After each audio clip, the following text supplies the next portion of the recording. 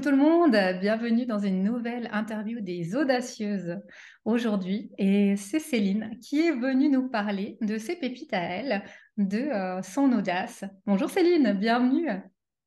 Bonjour, bonjour Christa, bonjour à toutes. Ben, merci de m'accueillir ici ce matin. Ça me fait vraiment plaisir de te voir. Et merci d'avoir accepté. Et on se réjouit de découvrir tes pépites. Mais avant cela, un peu de suspense. Alors avant cela, pour les personnes qui vont te découvrir dans l'interview, qui es-tu en quelques mots, Céline? Oui, je m'appelle Céline, je suis née en Suisse. J'y ai vécu un bon paquet d'années, une bonne trentaine d'années. Et puis, il y a quelques années, je me suis dirigée vers le coaching pour les femmes. Parce que c'est suite à un éveil spirituel, comme on les appelle, que j'ai décidé euh, de suivre ma voie, d'arrêter de chercher partout. Donc, ce que je propose, en fait, c'est d'accompagner les femmes, notamment les mamans, à prendre du temps pour elles, à sortir de la culpabilisation, de se culpabiliser, de prendre du temps pour elle, de sortir un peu de ce rôle de la maman sacrificielle, comme on pourrait le voir, où ben, c'est tout pour les enfants, tout pour les autres passent avant soi. Mm. Et les amener dans plus dans la pleine conscience, dans leur conscience de ce qui se passe pour elles, de les amener oui, à voir ce qui se joue pour elles, puis à voir aussi ce qui est dans leur chemin, dans le chemin de leur évolution, peu importe l'objectif qu'elles puissent avoir. Donc voilà un petit peu ce que je fais. Ah, belle mission hein, dont on a besoin c'est vrai, quand on devient maman. C'est tout un chemin, effectivement. Ouais, ouais. Et alors, qu'est-ce que tu souhaitais partager aux femmes qui vont voir cette interview de ton expérience, de ton vécu, qui fait de toi aujourd'hui une femme qui est audacieuse et inspirante? Hmm. Alors écoute, c'est une question qui est particulière parce que j'aurais plutôt tendance à me poser la question, qu'est-ce que j'ai fait de spécial qui pourrait inspirer les autres? Mm. Et, ce que je pourrais dire, ce qui me vient là, c'est que, comme je le disais au départ, je suis suissesse, mais je n'habite plus en Suisse.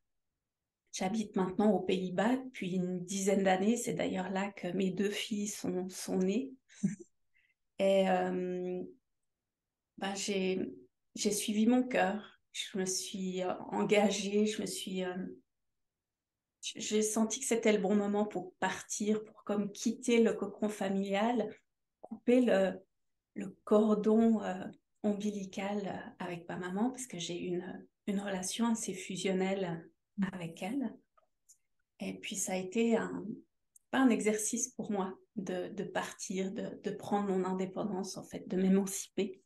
Ça parle aussi de toute mon histoire, dans comment je peux accompagner certaines femmes aussi à elles-mêmes s'émanciper. Et entre-temps, j'ai mon mari, mes deux filles, la toute petite venait de naître, elle avait 6 semaines. On est parti vivre 2 ans à Taïwan. C'était pour le Ok. travail de mon mari. Donc là aussi, c'était particulier, c'était un choc des cultures, bien que Mm. la culture asiatique me parle vraiment, elle m'appelle beaucoup depuis petite. Mais c'était quand même pas la même langue, pas les mêmes odeurs, les mêmes endroits. Euh, et puis malgré tout, là-dedans, j'ai trouvé mon chemin. J'ai appris quelques bases de chinois, ce qu'ils appellent le survival Chinese, euh, pour déjà apprendre à communiquer, à dire j'aimerais commander telle ou telle chose au restaurant ou dire d'où je venais. Et puis, très étonnamment, et je dois dire que je suis assez fière de moi, j'ai réussi à quand même communiquer, à avoir des relations avec les gens, même s'ils parlaient chinois, mandarin, il y avait quand même une connexion qui se faisait. Et puis ça a été une expérience très intéressante et enrichissante. Ah bah, j'imagine. Et à ce moment-là, tu n'avais pas encore d'enfant quand tu es partie à Taïwan? Alors si on avait, la grande avait 18 mois, 19 mois, et puis la petite, elle avait juste 6-7 semaines quand on est parti parce qu'on ne pouvait pas la faire voyager plus tôt. Mm. Donc ça a été aussi toute une aventure pour... bon, mon mari avait son emploi là-bas. Il a eu un contrat d'expatrié, donc il connaissait déjà ses futurs collègues, pas tous, mais quelques-uns, qui ont aussi pu lui dire où aller, dans quels endroits, et puis où acheter quoi. Donc c'est vrai que c'était quand même une aventure de me retrouver toute seule là-bas avec mes deux filles, mon mari qui allait au travail. Euh, et puis, ouais, petit à petit, je les ai aussi mises à la crèche pour qu'elles puissent avoir contact avec d'autres enfants et puis être familiarisées avec l'environnement. Et puis pour que moi, de mon côté, je puisse aussi découvrir un petit peu ce qui m'entourait. Ouais. Et comment aujourd'hui tu vis cet équilibre entre bah, la Suisse, d'où tu viens, et puis cette vie aux Pays-Bas où tu es? Comment tu trouves cet équilibre entre ces cultures, entre tes origines? Mhm. Ouais. Je crois que ça se fait naturellement. J'ai eu la chance, déjà en arrivant aux Pays-Bas, de parler anglais. Et puis, comme tu le sais, en Suisse, on apprend l'allemand, donc ça m'a Mhm. aussi énormément aidé. Donc déjà, au niveau du langage, ça n'a pas été aussi difficile que pour d'autres, parce que je suis consciente que pour d'autres personnes, il y a cette barrière de la langue qui aussi, que j'ai pu, moi, vivre aussi en vivant à Taïwan dans une autre culture. Mais c'est vrai que euh, la transition s'est faite naturellement et puis ça a été comme un appel. La première fois que j'ai mis les pieds, que j'ai posé le pied dans la ville où j'habite encore maintenant, à Eindhoven, j'ai eu comme un flash de ah, ok, ben, je vais habiter ici. C'était une évidence. Ouais. Mhm. Et puis, le fait d'avoir des enfants aussi, ça m'a comme encouragé encore plus à apprendre la langue et puis à communiquer. Puis même si au début c'était un peu difficile de me faire comprendre, j'ai quand même persévéré parce que le réflexe naturel ici des Néerlandais, des locaux, quand tu vois que tu batailles un petit peu avec la langue, c'est de te parler directement en anglais. Puis moi j'ai quand même persévéré. Et ça fait qu'aujourd'hui, je peux avoir un discours. J'ai même travaillé dans des boîtes ici au niveau juridique. Donc, euh, j'ai eu cette chance d'être intégrée à tous les niveaux, tant privé que professionnel. Mm. Ouais. Intéressant. Et alors, à quel moment sur ce parcours de vie, tu as senti cette envie d'accompagner des femmes, d'accompagner des mamans? Comment c'est venu cette envie-là? Mm. Ça parle un petit peu de l'évolution que j'ai pu faire, moi, il y a peut-être quelques années, c'était fin novembre 2020, ma grand-mère est décédée. Et Mhm. puis, ça a été un autre wake-up call euh, où je me suis posé la question, qu'est-ce que je veux faire est-ce que je continue à tourner en rond, à, à être insatisfaite, malgré les opportunités d'avancer, à toujours avoir cette sensation de lassitude et de vide intérieur. Puis, sur mon chemin, j'ai fait comme des prières, en tout cas des appels pour trouver quelqu'un euh, qui pourrait comme me guider là-dedans. Et puis, je suis tombée en fait sur des méditations de Cathy Taliena, dont j'ai suivi plus tard la formation d'accompagnante en féminin sacré. C'est là que j'ai eu comme cette prise de conscience de l'image qu'on renvoie de la femme et, dans la société en général, hein, c'est pas la nature instinctive ou naturelle de la femme.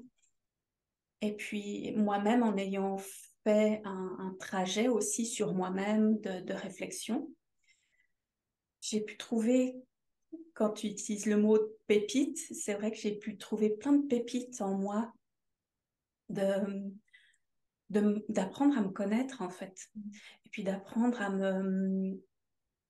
à voir mes forces. Et c'est ce qui m'a permis de pouvoir petit à petit me sentir aussi plus féminine, et puis de voir que je pouvais prendre un rôle de femme tout en étant mère. Et puis qu'il y avait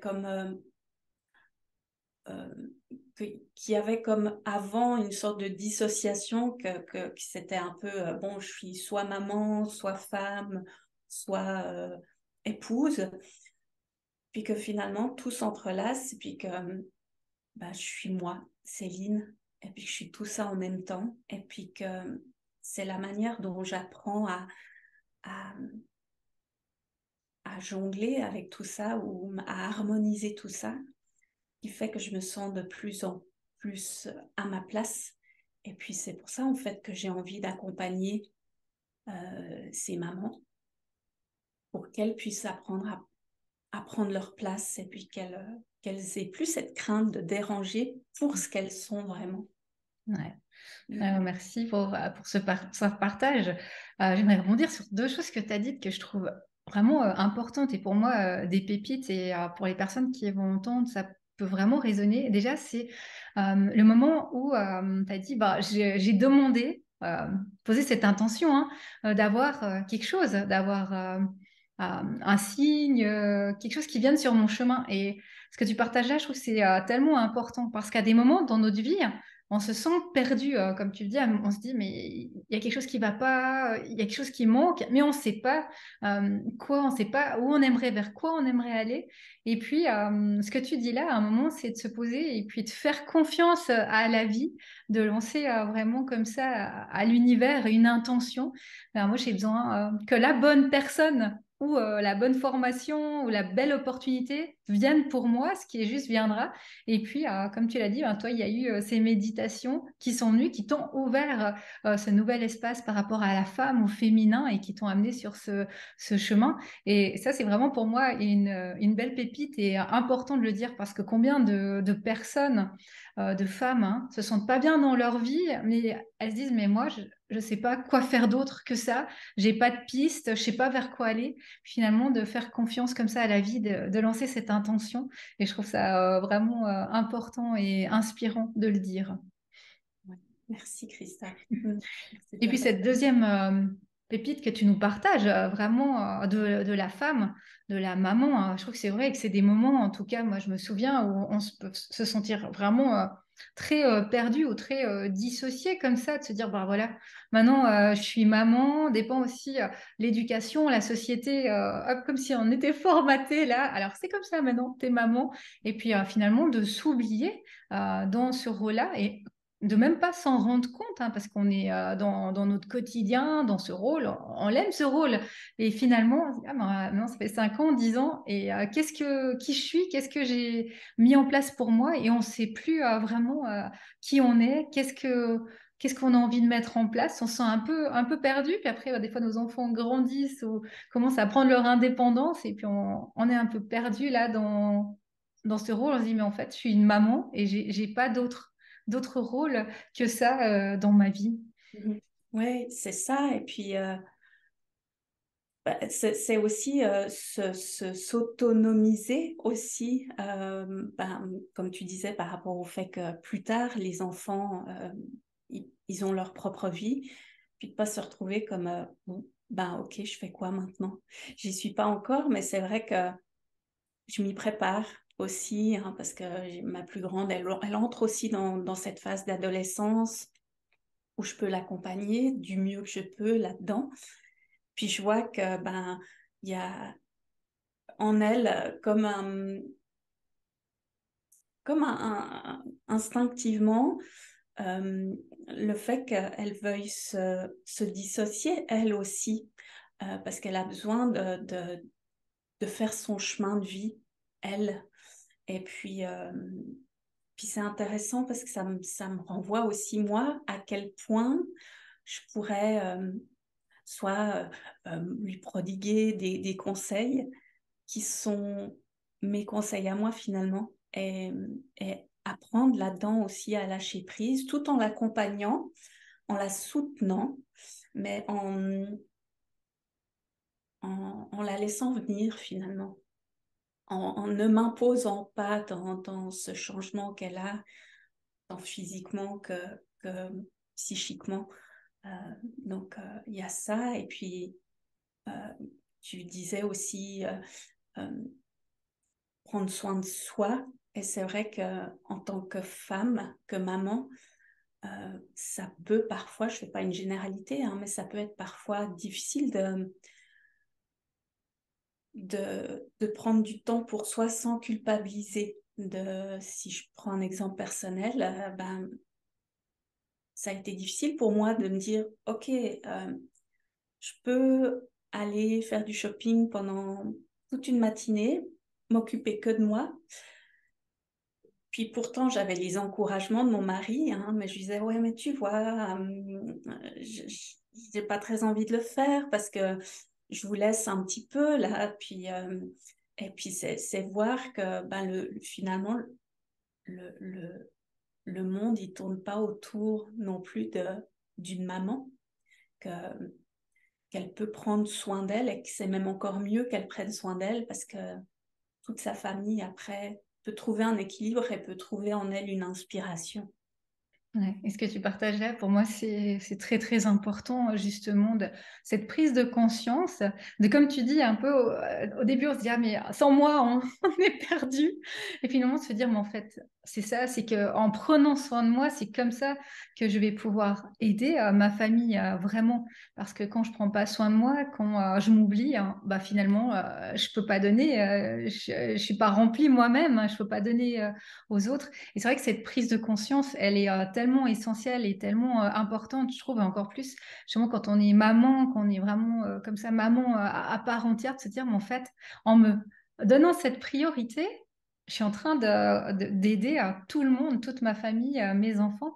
Vraiment, je leur amène ces clés qui sont essentielles. Ouais, ouais, exactement. Et puis voir justement comment nos enfants nous reflètent plein de choses et comment en prenant le temps de le voir et puis de recevoir, euh, comment en tant que femme, mère, on peut reprendre aussi sa responsabilité là-dedans pour être... c'est ce que j'ai appris aussi pendant mon travail sur moi, c'est comment être une figure d'autorité aussi pour ses enfants, euh, en étant là en soutenant avec bienveillance, mais en regardant aussi ce qui se passe pour soi dans la relation euh, face à ses enfants et qu'est-ce que ça dit de soi-même plutôt que de blâmer l'autre, que ce soit ses enfants, son mari, ses amis, peu importe. Non, c'est clair, les enfants, c'est des véritables miroirs et c'est des grands, des grands coachs. Non, c'est vrai qu'on apprend beaucoup hein, de notre relation à nos enfants, de notre comportement aussi, de ce qu'on a pu aussi vivre nous en tant qu'enfants avec nos parents. Il y a vraiment là tout un travail qui est vraiment fort hein, quand on a des enfants de cet effet miroir et de cette connaissance de soi, justement, ce travail sur soi qui est très très puissant en devenant parent. Ouais, ouais, absolument, absolument. Mm. Et est-ce que pour finir, tu aurais un petit, j'ai envie de dire une petite piste, une petite clé à donner à une femme, une maman qui va écouter cette interview puis qui se dit oui, alors je vous entends bien, hein, c'est clair, j'aimerais déculpabiliser, j'aimerais prendre soin de moi, mais qu'est-ce que je peux faire? Par quoi commencer? Ou comment je peux faire? Est-ce que tu aurais une petite piste comme ça à offrir à ces personnes qui en auraient besoin? Mhm. Ouais. Mhm. C'est une bonne question, Christa. Euh, Moi, je dirais de s'auto-observer, de, de prendre le temps de voir ce que cette culpabilité pourrait dire. Est-ce que c'est une culpabilité qui vient de j'ai peur que l'autre ne m'aime plus parce que, parce que je prends soin de moi, ou une culpabilité d'être jugée, et Mm. de voir de quel espace ça peut venir. Alors, forcément, ça peut demander aussi un accompagnement, justement, pour juste mettre en lumière tous ces petits espaces-là. Mais c'est regarder comment prendre soin de soi et d'où part cette culpabilité, et puis voir comment ça répond à son propre besoin de l'instant présent. Ouais. Ouais, ça c'est très intéressant ce que tu partages là, de partir de soi et puis de vraiment aller voir, ok, qu'est-ce que ça réveille chez moi, quelle blessure, quel passé, quel besoin dans cette culpabilité que j'ai. Et là, c'est vrai que ça peut être très très intéressant d'aller travailler sur ça. Et souvent, on va chercher, je vois quand on a des problèmes, on va chercher des causes souvent à l'extérieur. Hein, de soi, chercher des solutions à l'extérieur de soi. Des fois, c'est vrai, on aimerait que les autres aient les solutions pour nous, d'aller voir tel ou tel spécialiste, telle ou telle personne. Mais finalement, comme tu le partages ici très justement avec cette piste, en fait, en nous, hein, on a toutes les solutions et tout est là. Et c'est vrai que ça, c'est puissant une fois qu'on le comprend, cette auto-observation.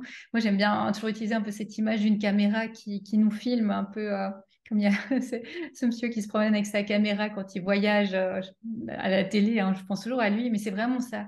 Je m'observe comme une caméra avec de la neutralité et puis je commence à voir les schémas, à voir ce qui se passe et puis à me connaître et à identifier qu'est-ce qu'il y a à l'intérieur de moi qui est lié à cette culpabilité. Et là, on peut vraiment aller transformer les choses quand on va à l'intérieur de soi. Ouais, absolument, absolument. Puis parfois, ça demande un apprentissage, justement, de se trouver juste même une minute pour se reconnecter à soi. Donc, c'est ce que je fais aussi et que je fais pour moi, mais que j'ai aussi le goût de transmettre aux autres. Ouais. Prendre ce temps, même comme tu dis, une minute de temps en temps, juste pour s'observer pour soi. Et là, vraiment, les choses, elles peuvent changer. Des fois, ça commence par ces petits pas, hein, vraiment. Absolument. Ouais, c'est sûr. Mm. Merci. Merci Céline de nous avoir partagé ton vécu, ton expérience, ces changements de pays et ces pépites pour les mamans qui vont pouvoir regarder cette interview, se reconnaître dans ton partage. Merci à toi, Christa. Merci. Ben, ça a été un échange vraiment ouvert. Puis j'ai beaucoup aimé tes questions et puis ta manière aussi de voir les choses, d'amener les choses. Donc, merci à toi de faire ce travail, d'inspirer aussi d'autres femmes. Et puis, Avec plaisir. oui, Belle suite. merci Merci beaucoup. beaucoup. Et vous retrouverez toutes les infos sous cette vidéo, comme d'habitude, sur Céline, pour pouvoir vous en savoir plus sur elle, si vous vous reconnaissez, ou aller voir ce que propose Céline si vous êtes maman. Au revoir Céline. À bientôt. Au revoir à toutes.